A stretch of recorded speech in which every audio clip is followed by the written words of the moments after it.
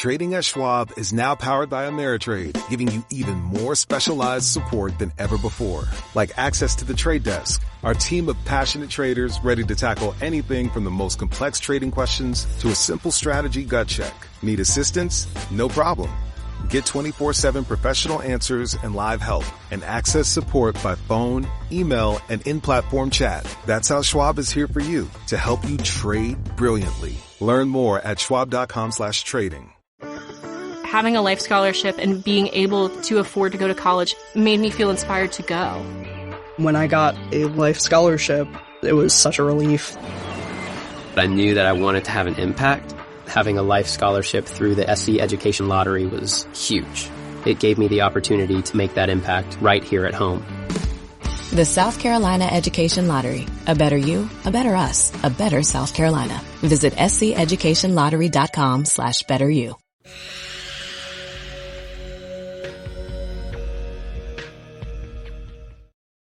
All of this focus on 2025. Why?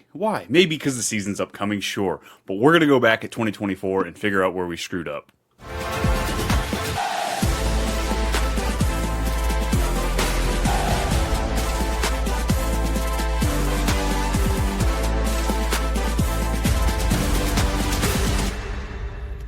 Yo, what's happening, everybody? We're back for another episode of Too Much Fantasy Football. It's Brian, it's Brennan. It's a great freaking time about to happen. How you doing today, man? Doing pretty good. I can't wait to see how good I am at guessing. So, yeah, we have quite the show for you today. As I alluded to, we're going to be going back into 2024, looking at some of these players. I'm going to be throwing out stats to Brennan without the name, and we're going to see if he can guess this player. Just kind of looking at where their ADP was, where their finish was, and I'm sure that's going to evolve into quite a few conversations about this year's ADP. Before we get rocking and rolling, though, I got a question for you. Okay. All right, it's 2025. Which coach is on the hot seat first?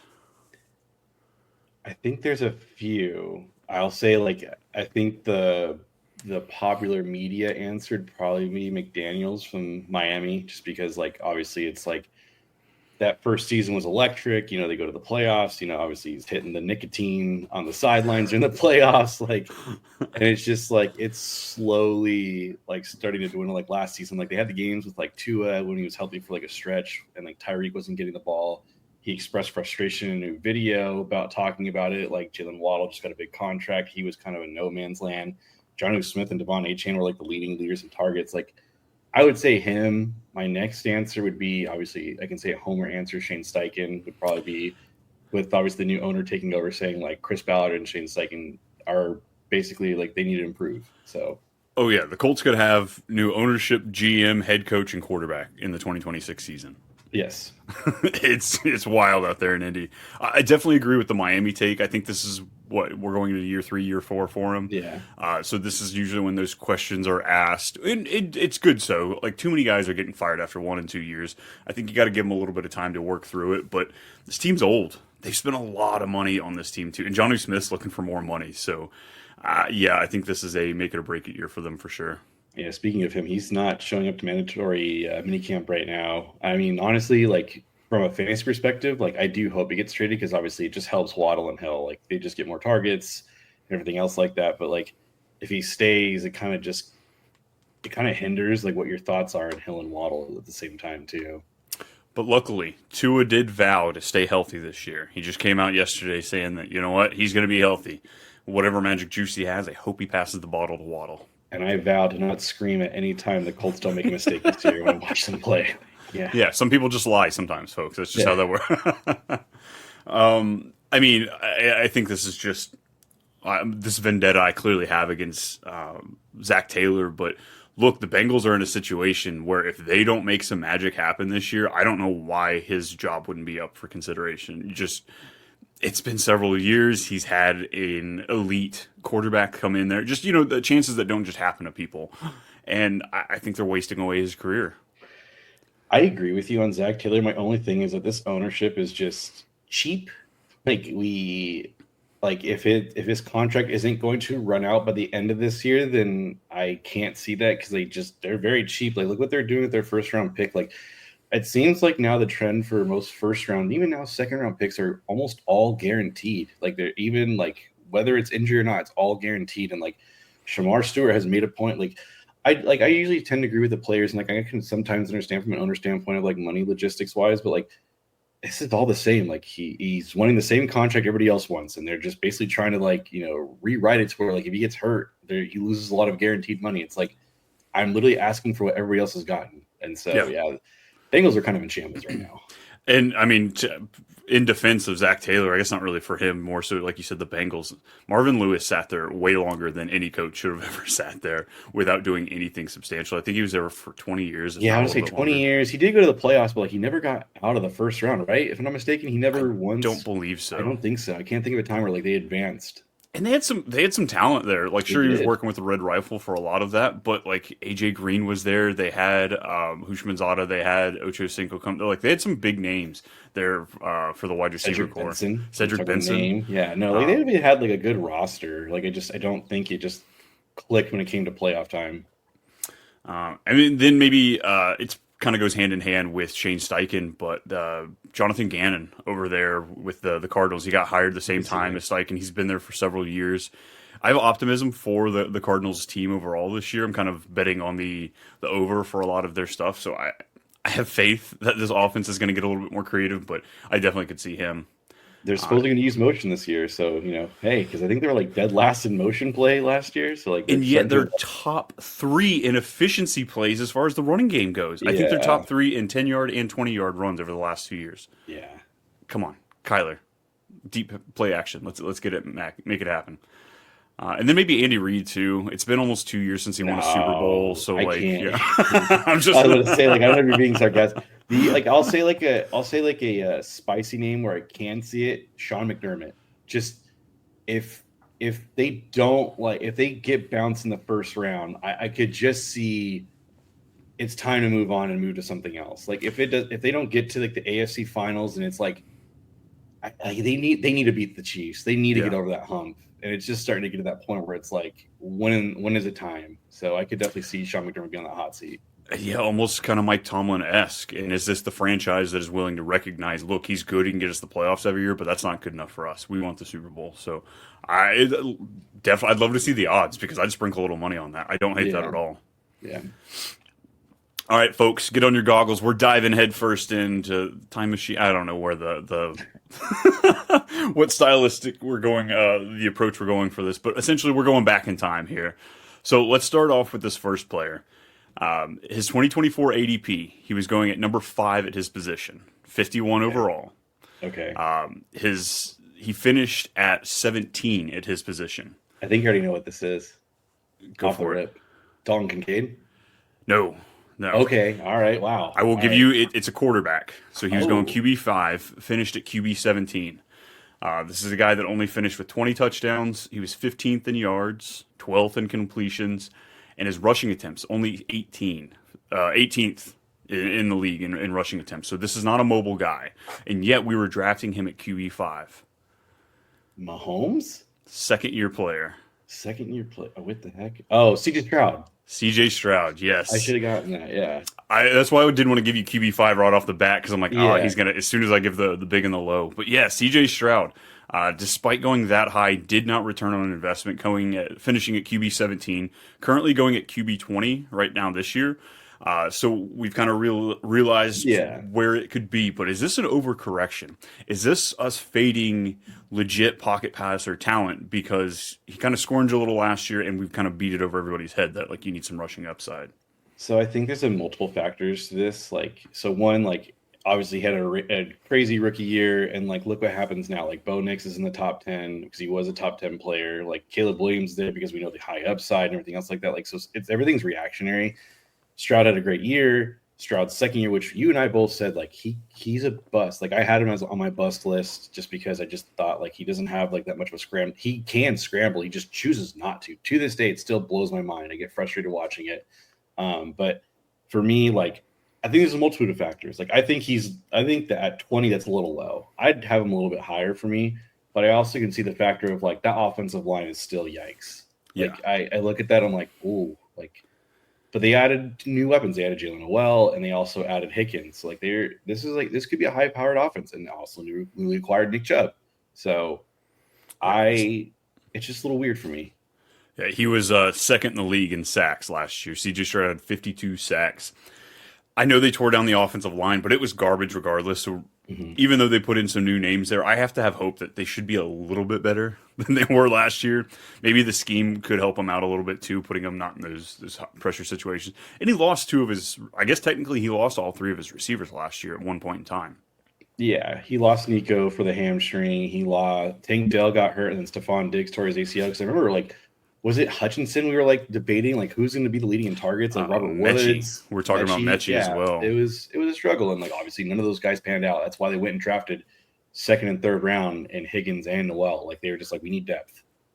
Hell, I remember a point last year when I was barking up the Schultz tree looking for a tight end streamer, and it still didn't come to fruition. So it just doesn't always happen, even though guys pop up higher on the depth chart. Talent still plays into it. Scheme, quarterback, all that stuff. So yeah, CJ Stroud, like I said, going QB 20, I think it's a bit of an overreaction. I would draft him with more of that QB 15-ish comfortability, so not far off, but just higher than what we have him at right now. Yeah, like if I'm in a super flex league, like if I have like a top high end pick, like the first four guys, like I would wait for like a Stroud. Like I would be like, okay, I'm comfortable with this as my QB2. I don't need to take a second one of Bo Nix or Caleb like that instant in the turn. Like I can kind of wait with him. Yeah, 100% agree. All right, next player here. We're going to talk running back. Okay. This guy was being drafted at RB 43. 118th overall. Yeah, this is a deep guy. Like looking back, I mean, I know exactly why you and I weren't drafting him because, you know, there was younger talent around there in the backfield. There's a reason he wasn't getting picked up. He finished as RB 15 last year. If you're a lineman in charge of keeping the lights on, Grainger understands that you go to great lengths and sometimes heights to ensure the power is always flowing, which is why you can count on Grainger for professional-grade products and next-day delivery, so you have everything you need to get the job done. Call 1-800-GRAINGER, click Grainger.com, or just stop by. Grainger, for the ones who get it done. Drivers who switch and save with Progressive could save hundreds. With that kind of money, you could go big time on a fancy water bottle with ultra titanium alloy metal. You're not sure why you need all that. I mean, it just holds water. But you're getting it anyway. Because if you're hiking near an active volcano and you accidentally drop the bottle into molten lava, your water will still be icy cold. Switch to Progressive and you could save big time. For water bottles. Progressive Casualty Insurance Company and affiliates, not available in all states. Potential savings will vary. Like I want to say Aaron Jones, but I feel like that's incorrect. Yeah, he was going higher than 43. I thought so too, because he finished RB. I'm trying to think of like guys who just finished right around in the middle, like RB 15. Not a sexy pick. We were picking the rookie over top of him, the injured rookie. Injured rookie? Who was the injured rookie? Yeah, played 15 games. Devin Singletary? No, that's right. He didn't finish RB. I was like trying to think of like a Tyrone Tracy. Like who? This guy finished 8th in yards last year, just shy of 1,200 yards. Okay, why am I drawing a blank now? What the heck? Let's go to Carolina. Oh, Chuba Hubbard. Chuba Hubbard. Yes, folks. We were drafting Jonathan Brooks, the rookie out of Texas. I believe he was a second-round pick to Carolina, coming off the ACL tear. And the writing was on the wall. He was going to be the next Todd Gurley, because that's exactly what we got with Todd Gurley. Tore an ACL the last year in college, came in, sat out a few weeks, and then just dominated. And I had a healthy exposure to Jonathan Brooks last year in best ball. And I can say that I was below average on Chuba Hubbard. And looking back, I'm like, well, it's the emotion of it. I bought into the hype. I mean, I guess our reaction now this year, he's going at RB 18. We got an RB 15 finish from him last year. Nothing has really changed except he got the bag. They brought in Rico Dowdle, which I was never impressed with that talent. So overreaction or underreaction with the RB 18 currently? I think that's properly rated, actually. I think it's properly rated. I think like he's going to probably finish right around there. I think where you're drafting is where he's going to finish. I do like obviously like Rico Dowdle. I think Rico Dowdle will get some work in. They brought him in for a reason.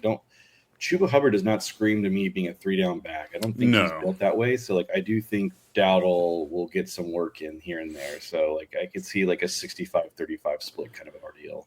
And we saw Chuba kind of slowing down toward the end of the season. Like you said, he's not going to be the bell cow guy, but if he's still out there, if he's out there catching passes still, especially in this, this offense where we know they want to get the running back involved in the passing game, RB18 seems like a great price for him to still return back on the investment you're putting in. I could still see him finishing between RB12 and RB15. Running back injuries we didn't have injuries at all last year. They're going to hit this year, folks. Go ahead and get ready for it. Prepare. We're going to have some heartbreak, and that allows some of these guys that you think are going to be at 18 to finish a little bit higher just because those elite talents are gone. I'm starting to think for my redraft strategy, I might go wide receiver heavy and just take some of the later RBs. Just like, there's just no way, like the health anomaly last year was just crazy. Like again, the injury prone is not really a thing, but like typically RBs do get hurt more than others. Like it was just one of those weird things. So nobody touches the ball more than those guys. Like it's just math, folks. We're just mathing this out here. We're not scientists or going deep into, injury history, anything like that. It's just how that works. You've played fantasy for multiple years. Take off the 2024 lenses and look deeper. You've been screwed by injuries. David Johnson, CMC, guys that you took in the very first round went down day one. So like it's going to happen. But Chuba Hubbard, I don't mind the price. I'm willing to bite into it. I wish I could get him at 43 this year. Yeah, I mean, that'd be great. But yeah, no, I think he's probably rated. Like, I don't think you're getting a discount, and I don't think you're reaching. I think he's just one of those like safe floor tier type of guys where you're just getting right at value. All right, next player. We're going to go into wide receivers here. Okay. This guy was taking at wide receiver 9 last season, 15th overall. So this was a early second round pick for you. He finished the season with 8 touchdowns. It's not too shabby. I think I know who it is. I think I can guess. Go ahead. I think it's Marvin Harrison Jr. It is Marvin Harrison Jr. Yeah, I finally got one off the rip. I'm so excited. I was going to be bummed if I didn't get one off the rip. But yeah. Yeah, Marv going at wide receiver 9 in ADP finishes at, you call it an abysmal wide receiver 30, but it's a rookie wide receiver, folks. We should have had tempered expectations here. This year he is going at wide receiver 15 as of ADP here in mid-June. I like it. I wish it was a little lower. I wish people were a little bit more heartbroken because I still think that there's plenty of people on the Marv bandwagon. Yeah, I think it's a mixture of things. I think it's like those that took Marvin are probably not going to take him this year just because of how badly they were burned. But you and I both were like on the table, like this is really, really high for a rookie wide receiver in redraft purposes. Like I thought like even Malik Neighbors was pretty high, but like obviously that was a great pick for you. Like I'm just saying though, like in that sense, like that's like remember when like because Jamar Chase, I think he was a 5th round pick. 5th or 6th. There was that report in preseason that he couldn't catch. The yips. And we got a everyone was scared, and it's like, dude, this dude's like a phenomenal talent. Did we not watch the LSU tapes? Like, but yeah, for me, like it comes down to like the offensive. It comes down to play calling because like I feel like there's times where like Marvin was like wide open and like they just didn't air out the ball. Like they're doing a lot of go routes with him and stuff like that. Like for me, like I'm kind of in on Marvin. I didn't draft him last year just because I thought he was going way too high. But like it's just one of those things. If they're starting to use motion, I think things will start to open up for this offense.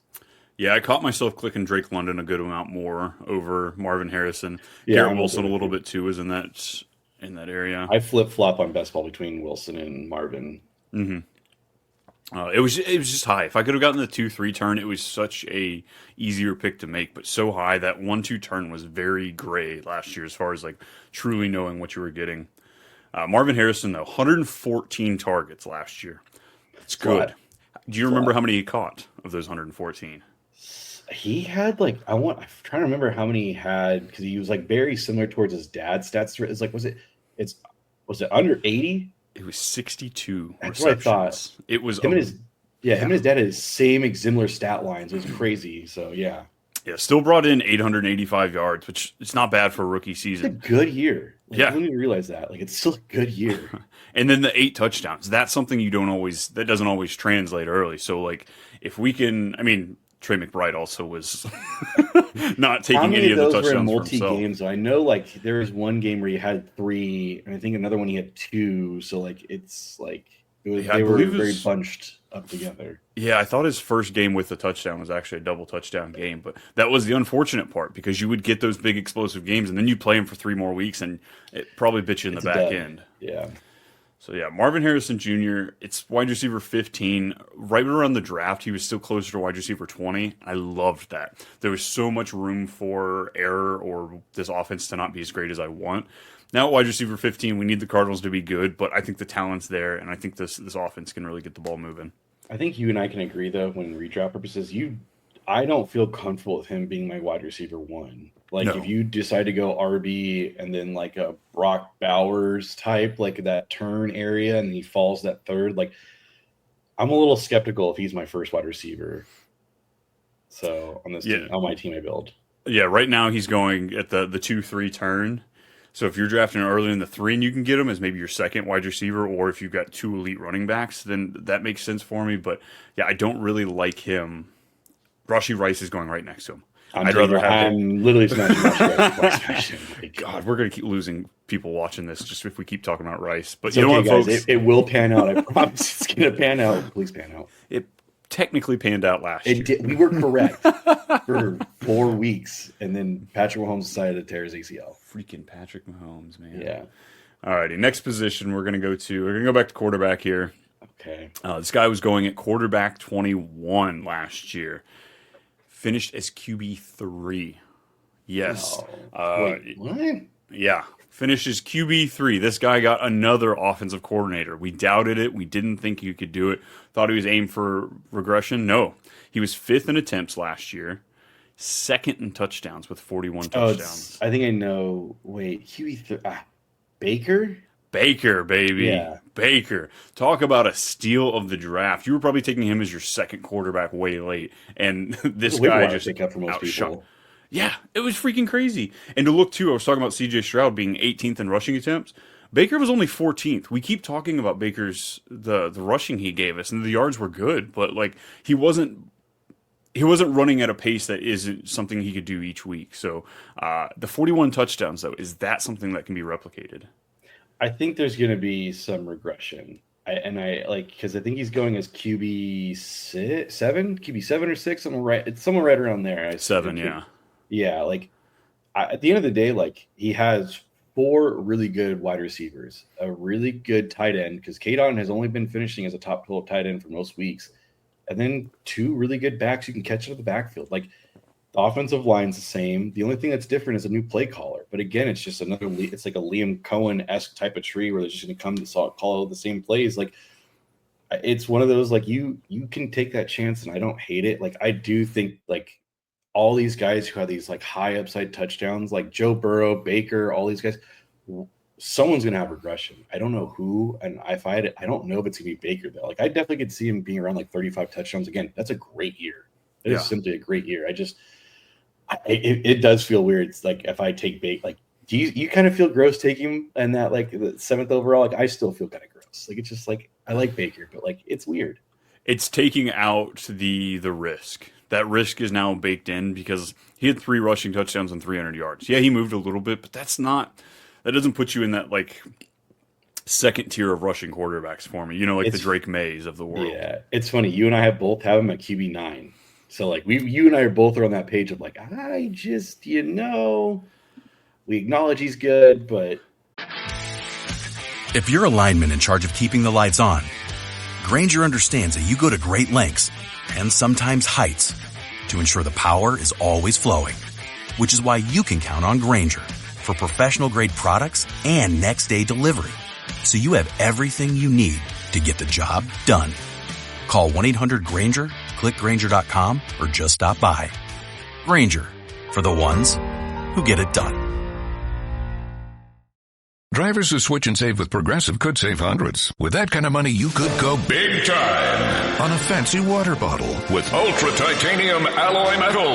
You're not sure why you need all that. I mean, it just holds water. But you're getting it anyway. Because if you're hiking near an active volcano and you accidentally drop the bottle into molten lava, your water will still be icy cold. Switch to Progressive and you could save big time. For water bottles. Progressive Casualty Insurance Company and affiliates, not available in all states. Potential savings will vary. There's a little air of caution. There's other guys who think they could just finish ahead of him on a game. 41 touchdowns last year. Year before that was 28. So just he slings it. That's always been his MO, is that he's a gunslinger. He does not care. He averages in there like mid to high 20s when he finishes the full season. So that's good. Yeah. But 41, that's different. It's the same reason I'm skeptical in Lamar as far as just where those points are going to be coming. Can they get another 40 touchdown season? Yeah. I mean, again, like they just added Emeka Egbuka, who you and I both like. We both really comped him to Robert Woods. So if he can be, if it's a prime young Robert Woods in this team, along with Mike Evans, along with Chris Godwin, and also McMillan, who you and I still both like it's just it's hard to just doubt it. And Chris Godwin, it has been, I guess, confirmed as much as the coaches will that he will be playing back in the slot. He'll continue to be in the slot this year. That was a big piece for me. If they moved him outside to put Egbuka in there or McMillan, that's when the fear really set in with, do I want to buy Godwin this year? But I think I'm still willing to roll with it. Next up, let's go back to another running back here. This guy was going at RB17 last year, 45 overall. Okay. He finished as the RB9, so blew the water out of his ADP. He was 14th. Oh, I'm sorry. He only played 14 games to give you that RB9 finish. Granted, those games that he missed were missed because they were in the playoffs, but led the league in targets for running backs last year. What the heck? Okay, I was like, at first my guess was Devon Achane. That's not it. He missed the playoffs. James Conner, right? No, led the league in targets. Oh, led the league in targets. Okay. Yeah. Who was a receiving back that I'm going through the names. I'm having a quarterback room was just a hot mess. He got a new head coach this year and a new quarterback. Oh, Breece Hall? Alvin Kamara. Okay. All right. Yeah. Alvin Kamara. Yeah, this guy he's continuing to age. I was ready to start fading him, but I don't think that's going to be this year because you know what? His ADP is going at RB20, lower than it was last year after we got a 14-game RB9 finish. So where's consensus? Are they off or are they right on? I think they're right on because I think at the end of the day, when I look at Alvin Kamara, I think he's just going to get a ton of dump offs. I think with Derek Carr, didn't he have 9 receptions for 35 yards? Was basically what he was doing every week. He's a great PPR play. At the end of the day, in a full point PPR, I'm taking him because it's just give me those stupid dump offs for 4 yards all day long. I'm all for it. I think where do I have him as RB18. You have him as, I'm assuming it's right around there, RB20. So yeah. Sounds like I need to move him up a little bit because I believe in Kamara. I believe in this season. I love that we have the Kellen Moore coming to town. So he doesn't have a lot to work with, but he's a talented play caller. He'll make something happen with this team, even if it's fast-paced guy. I think he's going to want to do a lot of more of just quick motion stuff. So I think that benefits Kamara. So hopefully it benefits Olave too, and not getting going to the hospital. Right. I saw that, what's his name, Jordan, the defensive end, is pushing for Jameis Winston to get traded to the Saints. He's like, yeah, bring back my boy Jameis. I was like, okay, let's go. No, my Tyler Shuck stocks and my Superflex drafts are Come on, Jameis will be benched by week 6. We just need a few weeks of lightning. Yeah, dude, honestly, those games will be nuts. So 2025 ADP, we said Chuba's 18, Kamara's 20. Who do you like more out of the two? Half point Chuba, full point Kamara. It is I think it'll come down to league settings for me. Because I think Chuba's going to get a lot more groundwork too. I can definitely see the rookie from Kansas getting in a little bit of more work. They took him in the 5th round, which obviously we all thought was a big fall. Devin Neal. Yeah. I think he can get some work. So. Hey, I've seen camp height for Marcus Yarns too, their 7th round running back. So we're not betting down there in the 7th, but you know what? He looks better right now than Devin Neal, who I liked. I really like Devin Neal. I was pretty upset when he went to the Saints because Kendre Miller. There goes that one too. Yeah, but hold on. Dennis Allen was a big Miller fan last year. I bet he's hurt right now. Did you hear freaking Marshawn Lloyd's hurt again? I heard that. I've been taking him still in best ball. It's June. If it's August, I'm worried, but it's June. Unless your name's Anthony Richardson, then I'm just hurt. Oh, God. We're going to stay off that train today, folks. Yeah. No Anthony Richardson talk. Let's go to another wide receiver. Funny enough, we talked about Marv finishing at wide receiver 30 with 8 touchdowns. Well, this wide receiver finished with 8 touchdowns, and he finished at wide receiver 15. Yes. The guy that we were taking at wide receiver 43 in ADP gave us a wide receiver 15 finish. I think I know who. Okay. Courtland Sutton. Yeah, buddy. Look at that one. There we go. I had him last year. That's why I was like, 132 targets, 81 catches, over 1,000 yards with a rookie quarterback on a team that everybody said, what are they doing? Courtland Sutton's going at wide receiver 28 this year. I like him as a low-end wide receiver too. Yeah, like if he could be like my wide receiver 2, like a great wide receiver 3. That's ideally where I want to buy him, but I think he can give you wide receiver 2 performances.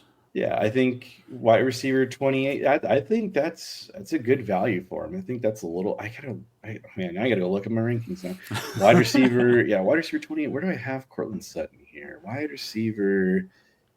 I have him a wide receiver 28. I have Jameson Williams ahead of him and Travis Hunter ahead of him, and I think I'm correct on those. I think I'd still rather have the upside of Williams and Hunter before I take Courtland Sutton.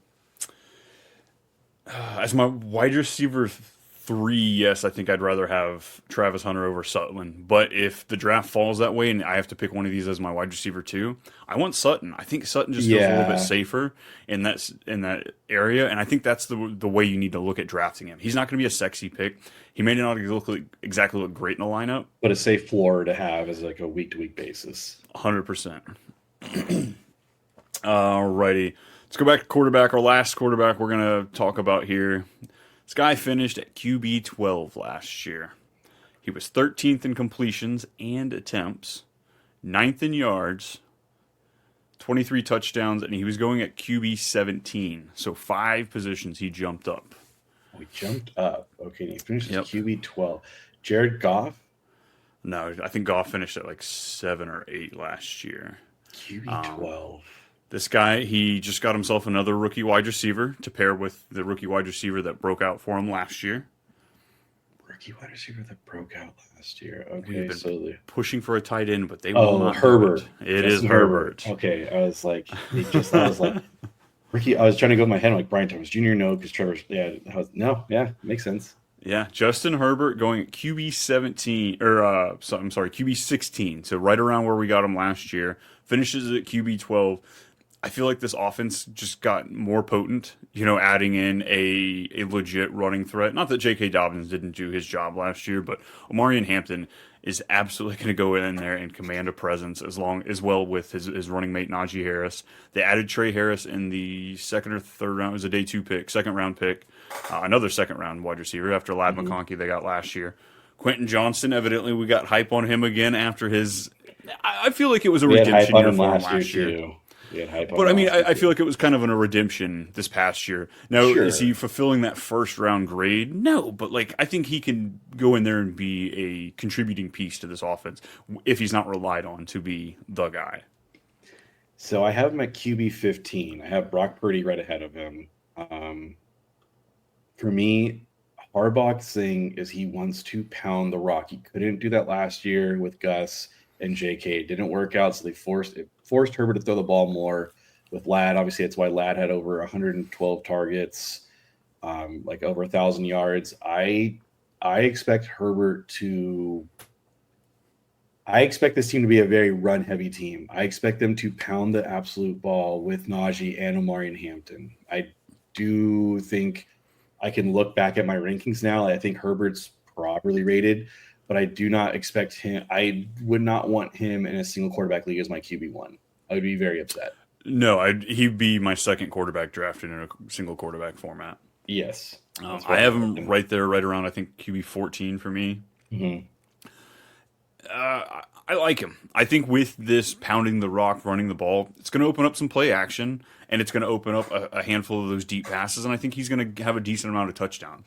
Like I said, he only had 23 touchdowns last year. I like that to be a lot closer to 30 this year, just because this offense has the potential to be top 8, top 6. That offensive line is juiced. No, yeah, absolutely. I think you and I both can acknowledge, if there was not a fantasy aspect to it, Herbert's the 7th best quarterback in the league. I think if you're starting an NFL franchise, I think he's in Herbert's that going 5, in the top 10. Yeah, it's just obviously the Chargers just have these moments of abysmal, when it comes to just crucial moments. So like, I remember I saw a video of like top 5 worst Charger moments ever, and I'm just like, oh, these are so bad. Like, obviously, every fan base has those moments, but like, I've watched all of these, like, and they're all recent. So yeah, no, Drivers who switch and save with Progressive could save hundreds. With that kind of money, you could go big time on a fancy water bottle with ultra titanium alloy metal. You're not sure why you need all that. I mean, it just holds water. But you're getting it anyway, because if you're hiking near an active volcano and you accidentally drop the bottle into molten lava, your water will still be icy cold. Switch to Progressive and you could save big time. For water bottles. Progressive Casualty Insurance Company and affiliates, not available in all states. Potential savings will vary. I definitely think, obviously, Harbaugh's MO is to pound the rock. That is Greg Roman's MO is to pound the rock. So, like, I don't want Herbert as my QB1. I want him as my QB2.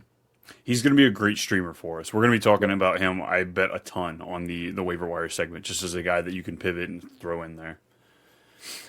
All right, last running back we're going to talk about. This guy was going as RB20 last year, 55 overall. Gave us an RB10 finish. I didn't believe it. I had to double check it, triple check it. This is PPR we're talking. But yeah, finishes RB10. He was 14th in targets last year. He... RB10. Finished... I keep wanting to say Aaron Jones for some reason. I don't think it's Aaron Jones, right? No, it's not Aaron Jones. All the love for him, but he didn't make this list this year. Okay, he finishes RB10. All right, everything's kind of reactionary. There we go. Okay, so yeah, not quite RB10. I don't know how he got there in the rankings there for me last year, but finishes RB19. We were drafting him as RB20, so came in right there about. But right now he's going as RB26. I guess that's the biggest thing I wanted to talk about. Is he's going a good chunk behind, finishing as a middling wide or running back 2. He's being drafted as a high-end running back 3. This guy had no other running backs added to the room. Well, I guess Kyle Monungai, but are we really going to talk about him? The offensive line was juiced up with 3 players. We have a brand new head coach that loves to run the ball, is very creative. Why are we fading him? Because I want to draft him more. I am on the boat of you should be drafting DeAndre Swift just because it's Roschon Johnson behind him and Kyle Monungai, Kyle Monungai is like a 6th-round pick. Yeah, it's still picked by this new coach and everything else like that. But I mean, I think when you start to paint the picture, it's like Ben Johnson did work with Swift when they were there in the Lions. So obviously they could have gone out and, traded for somebody or gotten somebody that he really likes, but he clearly likes Swift. He knows his offense. I think that's where we're at with it. Again, it's one of those guys like him, Pacheco, Brian Robinson Jr. I'll gladly be taking just because it's their upside is tremendous. Yeah, it's hard to fade those guys. Roschon Johnson is going at RB50. So he seems like one of the easiest clicks just as far as if something happens to Swift, even if we don't know exactly what that role is going to be between the two of them if they're both there. I just think it's an immense upside without him. But even so, this could be our bruising goal line guy, our David Montgomery, if you will, David Light. Because that's what we saw a lot of Roschon Johnson last year. Our yards per carry is low last year. Why? He got a lot of carries at the goal line, a lot of 5-yard work. So you're not going to have a high yards per carry when you're running it in from that close. But DeAndre Swift just seems like somebody that's going to be easily ignored. I ignored him a little bit that year he played for the Eagles because I wasn't sold on his talent. But it bit you because the offensive line was good, because the play calling was good. And he got tackled to the 1-yard line so many damn times. It is honestly, and now you think about that, just think about that for a second. I remember DeAndre Swift was tackled to the 1-yard line so many times and hurts to the tush push. Last year, Saquon Barkley, I can't he was tackled how many? It was 10 times at the 1-yard line he was tackled at, and then tush push. At some point, they're just going to get the extra yard to fall over, right? Maybe they're doing it on purpose. They're helping out. Maybe they're just hey, Hurts, just use your big old thighs and get in there. Right, just deep squat it in. That's But DeAndre Swift, he was 14th in targets last year. I imagine we could see a hefty little increase. Gibbs was 6th last year with Ben Johnson. So if we get anywhere close to that number, it could definitely add some. we want to compare him to that Swift or that Gibbs type role. I just think they're two different backs. So I think we want to chase that anomaly of that. I just don't. I think Swift will. I think he'll have a 65% share hold of this backfield unless it goes south. So I'm all in on Swift though. Yeah, RB20, I don't mind getting him as my second running back. I'd love to be him more of a flex play for me. Yeah, depending on how you line up the lays. I'd be so stoked if he's my flex. But ADP, how it is, we don't always get that choice. And you got to know your league too. At the end of the day, 100%. You got to know what guys are going to be going for him. So if running backs start flying off the board, this is one I'm not going to be necessarily chasing or grabbing to make sure that I get a running back. I'm going to grab that wide receiver that fell to me, and then like I said, I'm going to go get Roschon Johnson RB50. Yeah. All right, a couple more. We have just two more wide receivers. So this first one, it's wide receiver 48 is where he was being drafted last year. Yeah, deep dive. We had to really dig. Maybe his quarterback got hurt, so that really threw some things off. But gave us a wide receiver 21 finish on the season. This was a bit of a touchdown man himself. Touchdown man, wide receiver 21. Okay. Receiver 21. All right. Devontae Adams? Not Devontae Adams. Devontae Adams finished higher. He was right Okay. around that wide receiver too. But yes, 92 targets, 63 catches, 875 yards, 9 total touchdowns. So he was tied for 8th. Devonta Smith? He is a number 2 for his offense, but it's not Devonta Smith. Okay. All right. Maybe he plays with the best wide receiver in the league. Jordan Addison. Jordan Addison, yes. Okay. Wide receiver 48, finished at 21. This year is going at wide receiver 33. So I will like this, like J.J. McCarthy going out last year, us getting stuck with Sam Darnold. I'm sure that's what played into Addison being at 48. Probably would have been closer to the 40-ish had it not happened. But we're still wide receiver 33. Is that a overcorrection? Is that right about where he needs to be? I think it's about right where he needs to be because at the end of the day, he's not going to be in that. I can't see a world where this is a A.J. Brown, Devonta Smith type or a Jalen Waddle, Tyreek Hill type of combo. I think Jordan Addison is such a great complementary piece to Jefferson. But I just don't think he's that. I can't the games where Jefferson was out, he didn't look super dominant. Where it's oh yeah, he's the alpha. It's just, and there's other weapons, man. There's Hawkinson, there is Aaron Jones, and they just brought in Jordan Mason. I just think this is going to be, and I think you and I both agree. If in a nutshell, I think we have Kevin O'Connell. If I had to put a gun in my head, I think I put Kevin O'Connell as number 3 coach in the league right now. Genuinely. I would fight for anybody saying he's less than top 5, 100%. Yeah, seriously. That's where I'm at with it. So I think it's one of those things where I think he's properly rated. I think I have him as my wide receiver 30. I just have Roma Dunze ahead of him, and I have Juwan Jennings behind him. Yeah, that's about the same area I have him. I need to go through and clean up mine a little bit. Yeah. I keep wavering on some of my rankings. But yeah, I know. I think it's encompassing to, I know technically he's a second-year player, but rookie quarterbacks, we don't always get a high touchdown number. If it's going to happen, it's going to be here with KOC. But TJ Hawkinson was coming off the injury last year, so we had to kind of see him get ramped up a little bit. I imagine we're going to see him close to that number 2 target in this offense. In the running game, they traded for Jordan Mason. Aaron Jones is still there. They just paid Josh Oliver, another blocking tight end. They re-upped this offense with a couple of a guard and a center. You snagged both of our guys.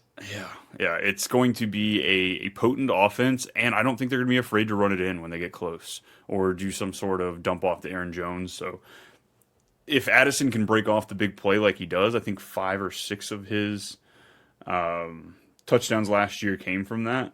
But I just, without those breakaway plays, I think he's going to be a little bit more limited in there. Only 2 of them are 40-plus touchdowns, but either way, he had some big plays.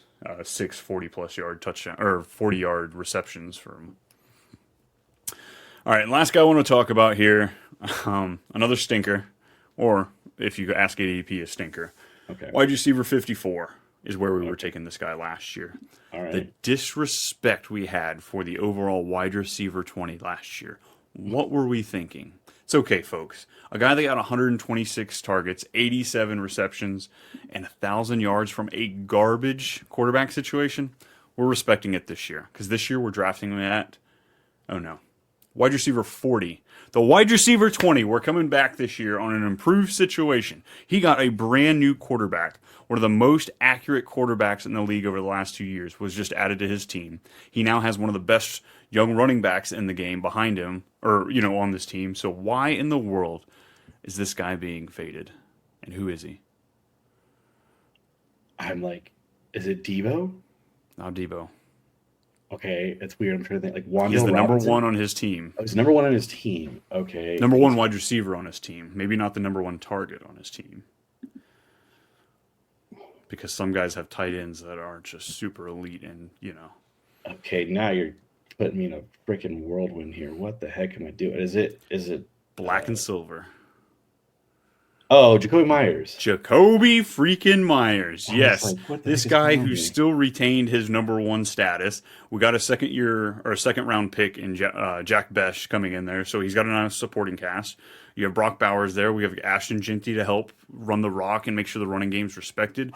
Geno Smith is traded for. Again, one of the most accurate quarterbacks we've had over the last couple of years. Why is he going at wide receiver 40? I think there's a multitude of things here, right? So Ashton Jeanty was just taken as number 6 overall. What does Pete Carroll love to do? Oh, run the ball. He loves to run the ball, baby. He's got to run it every play, though. I know. Okay, so there's that. So, we expect what per game basis? We expect right around 20 touches for Jeanty. Can we say that? 15 to 20, yeah. Yeah, somewhere around there. All right. Brock Bowers is the guy. I expect him to have at least double-digit targets right around there every week.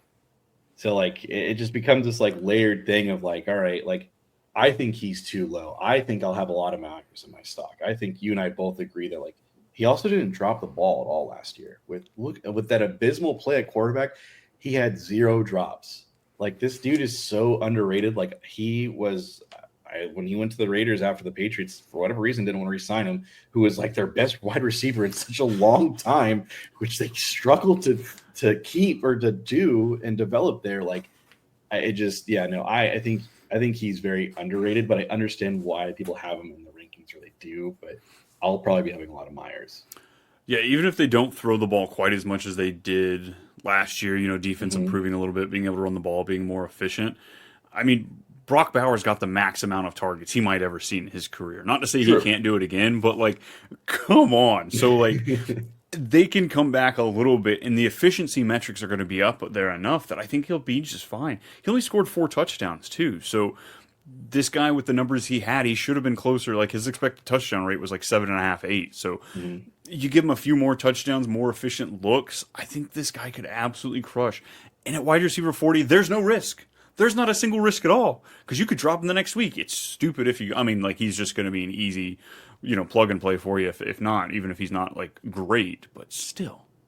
Yeah, still. No, I'm right there with you. I think you and I are both looking through our rankings. Man, Myers is just it's not a sexy pick, but it'll pay dividends later on. Would you rather have Jacoby Myers or Jordan Addison? Oh, I think I might. They're both number 2. I think I might go Myers. I think I might slightly lean Myers there. KOC is the only reason that it gives me more conviction, just because who knows how great this team really could be this year. But the schedule's going to be harder. It's going to be harder than it was last year. You can't win 13 games and not get a hard schedule the next year. So maybe that kind of offsets it. But I see no reason why you shouldn't be taking Jacoby Myers around these. I mean, at least in the same breath as a Sutton and an Addison. All righty. Well, that's all I got for you, man. Time to put this thing to bed. Yeah. I guess which one of these players are you highest on? I guess in conjunction with their ADP. So there was Myers, there was Addison, list the players again. Sutton, MHJ. Then you've got Swift, Kamara, Hubbard, Herbert, Mayfield, Stroud. I would say Swift is up there on the higher end, and Myers probably. Swift and Myers are probably out of the guys we've talked about are probably some I'm a little bit more higher on. The other guys I think they're kind of properly rated, nothing crazy. So, but I'm higher on those 2. Yeah, I think mine would be Kamara, Jacoby, and Sutton. Those 3 just seem like they have the highest chance of outperforming their ADP. Yeah. Herbert probably out of the quarterbacks, but what's he actually jump? That's like a cliche, like, yeah, of course, yeah. He could score 5 more points, but be 3 positions higher. So it's quarterback, you're like almost tight end worthy. We don't want to talk about you that much. That's rude. They get all the love. They get that MVP, that award just for them. But folks, that's going to wrap it up for us today. Come back next week. We have to talk about OTAs. They've been going on the last couple of weeks. We're going to give you all the breakdowns, all the rumors, all the tea, everything we need to be talking about there. Don't forget to check out our other channel, Too Much Fantasy Football. We will be doing some off-the-wall content there. So if you're looking for something a little bit different than the same old, go get this guy, check us out there for sure. We're having lots of fun liking and subscribing. Brendan, before we get out of here, tell the folks, where can they find you? You can find me on X at Too Much BMilk, and then I'm on the Fantasy Football Advice Network as well. That's right, because you'll find me there too. It's at @too_much_Brian or at Too Much Brian, depending on where you're at. And of course, looking for the podcast on Instagram, TikTok, all those fun things. We got you rocking and rolling. We'll see y'all next time. Bye.